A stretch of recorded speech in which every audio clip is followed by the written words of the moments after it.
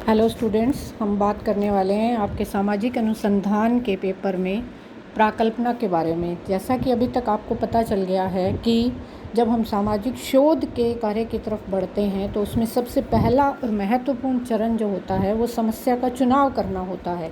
जब आप समस्या का चुनाव कर लेते हैं तो आप अगले चरणों की तरफ बढ़ते हैं, जिसमें दूसरा महत्वपूर्ण चरण के रूप में हम प्राकल्पना का निर्माण करते हैं।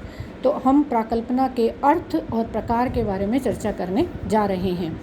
जब भी हम किसी भी समस्या के बारे में कार्य और कारण संबंधों के पूर्वानुमान की बात करते हैं तो हम प्राकल्पना की बात करते हैं। यह पूर्व चिंतन या पूर्वानुमान जो है यही प्राकल्पना कहलाता है।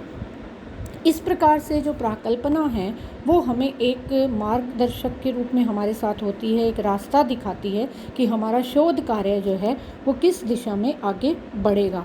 यह आवश्यक नहीं है कि वो प्राकल्पना शोध के अंत में सही सिद्ध हो या नहीं हो, लेकिन हमें एक रास्ता मिल जाता है और उसी तरह से हम अपने तथ्यों का एकत्रीकरण और कार्य को करने लगते हैं। जैसे कि यदि उदाहरण के तौर पर देखा जाए कि हम महिला सशक्तिकरण की बात करते हैं, जिसमें अशिक्षा और महिलाओं के निर्णय लेने की क्षमता दो वेरिएबल्स को लेते हैं। चूँकि हम प्राकल्पना में चरों की बात करते हैं, वेरिएबल्स की बात करते हैं, उनके बीच के संबंधों की बात करते हैं, तो ये कहा जाता है जो अशिक्षित महिलाएं हैं वे जल्दी से निर्णय नहीं ले पाती हैं और शिक्षा उन्हें सशक्त करती है निर्णय लेने के मामले में।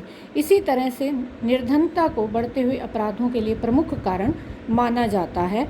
सर्वाधिक अपराध गंदी बस्तियों में होते हैं, ऐसा हम पूर्वानुमान या प्राकल्पना बनाकर चलते हैं जब हम अपराध के ऊपर कार्य करने लगते हैं।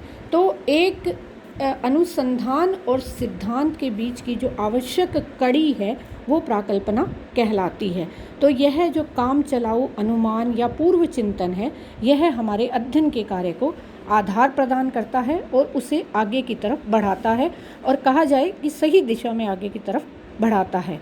तो यहाँ पर वास्तविक तथ्यों के आधार पर वैज्ञानिक सत्य को ढूंढा जाता है। जैसा कि गुडे और हार्ट ने कहा कि यह ज्ञान की वृद्धि में सहायक होती है, अनुसंधान और सिद्धांत के बीच की कड़ी होती है। प्राकल्पना के निर्माण के अभाव में किसी भी प्रकार के प्रयोग और वैज्ञानिक अनुसंधान जो हैं वो संभव नहीं होते हैं। एक प्राकल्पना जो है वो दो या दो से अधिक चरों के बीच पाए जाने वाले संबंधों का अनुभवात्मक रूप से परीक्षण करने योग्य कथन होती है। अगर हम अलग अलग समाज वैज्ञानिकों की परिभाषाएं देखें तो गुडे और हार्ट कहते हैं प्राकल्पना एक ऐसी मान्यता है जिसकी सत्यता सिद्ध करने के लिए उसका परीक्षण किया जाना बाकी है। वहीं पीवी यंग कहती हैं कि एक कार्यवाहक विचार जो उपयोगी खोज का आधार बनता है वह कार्यवाहक प्राकल्पना माना जाता है। बोगार्डस कहते हैं कि प्राकल्पना तो एक प्रस्थापना है जिसका परीक्षण किया जाना अभी बाकी है या आवश्यक है। तो इस प्रकार से यह एक कार्यवाहक विचार, अनुमान, पूर्वानुमान जो है लगाया जाता है। अनेक जो समाज वैज्ञानिक हैं जैसे पीटर एच मान, सेंड, एम.एच. गोपाल, इन्होंने अपनी अपनी तरह से इसको परिभाषित किया है। और पीवी यंग तो ये कहती हैं कि हमें इसका इतना ध्यान से उपयोग करना चाहिए, नहीं तो ये विलियम ओकम के उस्तरे की तरह से कार्य करती है। तो हम प्राकल्पना को एक ऐसे पूर्व विचार, निष्कर्ष, कथन, सामान्यीकरण, अमूर्तीकरण, अनुमान या प्रस्थापना के रूप में समझ सकते हैं जिसे अनुसंधानकर्ता अपनी शोध की समस्या के कारण निर्मित करता है, उसके हेतु निर्मित करता है। उसकी सत्यता की जांच करने के लिए बहुत सारी आवश्यक सूचनाओं का संकलन करता है। एक प्राकल्पना विभिन्न वेरिएबल्स या चरों के बीच संबंधों को स्थापित करती है। यह सामाजिक अनुसंधान और खोज को एक आधार प्रदान करती है, नवीन ज्ञान को प्राप्त करने का एक जरिया बनती है। तो इस प्रकार से हम इसे मार्गदर्शक के रूप में देखते हैं जो कि एक अनुसंधानकर्ता को सही दिशा बताती है।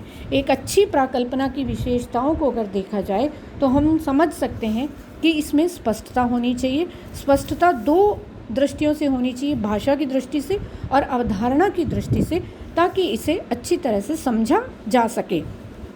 एक जो प्राकल्पना है उसके अंदर एम्पिरिकल रेफरेंस तो होने चाहिए, यानी प्रयोग सिद्धता की जो स्थिति है वो उसके अंदर होनी चाहिए। इस प्रकार से उन यानी जो अवधारणाएं हमने निर्मित की हैं उनकी सत्यता की जांच वास्तविक तथ्यों के आधार पर, यानी जो प्राथमिक तथ्यों की हम बात करेंगे उसके आधार पर होनी चाहिए। एक प्राकल्पना में अपनी विशिष्टताएं होनी चाहिए और उसका क्षेत्र जो है वो भी इस तरह का होना चाहिए जिससे कि आसानी से समझा जा सके। जो भी हमारे पास उपलब्ध प्रविधियां हैं उससे यह संबंधित होनी चाहिए, सिद्धांत समूह से संबंधित होनी चाहिए, जिस प्रकार की यह किसी एक ऐसे नए विद्यार्थी को सहारा देती है जो अनुसंधान के क्षेत्र में नया आया है। तो इस प्रकार से हम ये नहीं देखें कि जो विषय हमारी रुचि का है या हमें आकर्षित कर रहा है उसका चयन करें, बल्कि यह ध्यान रखना चाहिए कि हम एक ऐसे विषय के ऊपर कार्य करें जो समाज के लिए उपयोगी हो।